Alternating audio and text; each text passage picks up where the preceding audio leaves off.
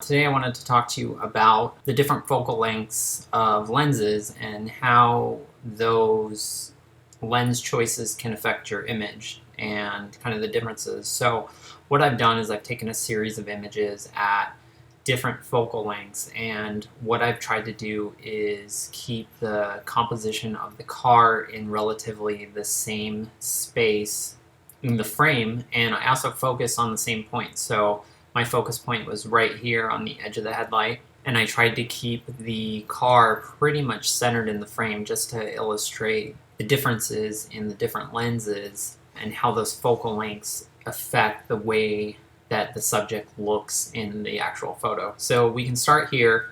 This is a 200 millimeter lens shot, so you can see up here all the settings in the camera were basically the same. So this was 200 millimeters. As you can see, this lens does what they call compressing the image. So you'll see that in just a second as we start scrolling through, which means the front of the car to the back of the car actually kind of gets squished in a little bit. So if we go down to the next shot, you'll see this is at 135 millimeter. So I tried to keep with general lens sizes. So if you think about prime lenses, you'd have a 200, a 135, maybe a 105, an 85, a 50, 35, 24. So that's kind of where I stayed. So just clicking back and forth between those.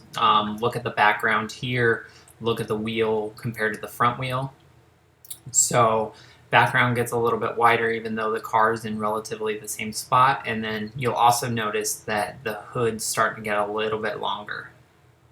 So if we go down to the next one, which is going to be an 85 millimeter shot, so again we're getting more background in here, the wheelbase is extending a little bit and the hood's getting a little bit longer. So if we click back and forth between those, you can see the car is really starting to lengthen out. So same thing here, if we go down to a 50 millimeter lens, you can see the hood's getting even longer. We're getting more background in, even though the car is relatively in the same spot. So if we go back, and then this is another interesting thing. So I went straight up the street here, same thing, focusing on the car. You'll notice that you have the mountain here, you have this telephone light, and this cactus over here. As we go down, we start losing. The cactus gets further away. We don't have that mountain. This light is now directly behind the car. And then as we go further into a 50 millimeter shot, this light is now directly behind the car. That cactus over here is gone. So you have to think about that with your backgrounds too. As you compress the background with a longer lens, it's narrower, but it also brings more of the background closer. So this is getting very far away, where as in this shot, this cactus that you can't even see looked like it was right behind the car. So as we go down again, this is going to be a 35 millimeter shot. And as you can see, we're starting to really lose that back wheel from this shot to this shot, and that's just because I'm so close to the car. So again, that next set of cactuses are even further out. You can't even see that other pole, and the one that was almost looked like it was even with the car is now in the place of that other one.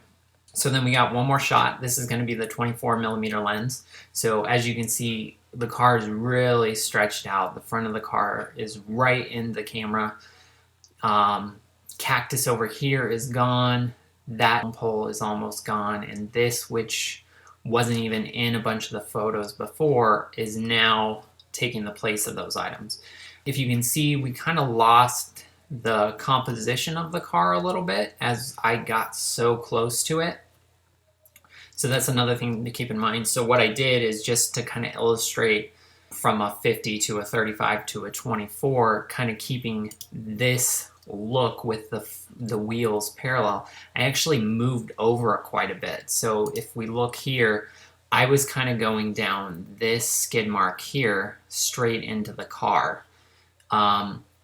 To get this next set of framing, I was actually in this skid mark here. So you can see how much difference that lens choice at a 50, a 35, and a 24 makes. So here's kind of that same framing. And if we scroll through this really fast, keep an eye on the hood and watch how long it gets and how much longer the wheelbase of the car looks to be as we scroll forward.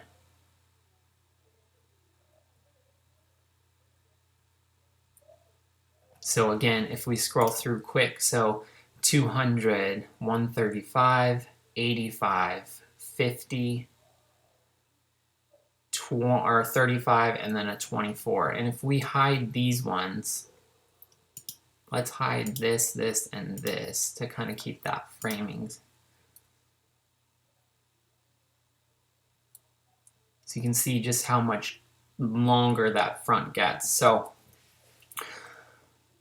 I don't think any one lens is better than the other. It just kind of goes for the look that you're looking for in your images. And I think the most important thing is to know the limitations of the lens and the effect that it's going to give you. So if you don't want a really exaggerated look like this, I mean, stay away from a wide angle lens close up. On the flip side though, I mean, this isn't how this car necessarily looks. It's more in the 50 millimeter range or the 85. Somewhere in here is more what you would see if you were there in person looking with your eyes.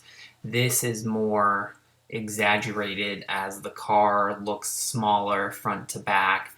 The reason that I like these longer lenses so much is that compression, but it's also the background. You're able to throw a lot of it out of focus, where when you get into here, a lot of this, even though we're shooting at the same 2.8, is a lot more in focus, like the clouds and the mountain and things like that. So, I mean, just keep that in mind. I thought this illustrated the differences in focal lengths really well. It shows how that different focal length can change the appearance of an image. Hopefully you like this video. It was just a quick overview of different focal lengths. Sometimes I get asked, you know, what camera focal length is the best, or what lens is the best. It kind of, I don't think there's any best lens. It's kind of what you're going for at the time and what effect you're looking for. So hopefully this helps in that decision-making process. If you have any questions, leave them in the comments below. Otherwise, I really appreciate it if you like and subscribe. So until next time, take care.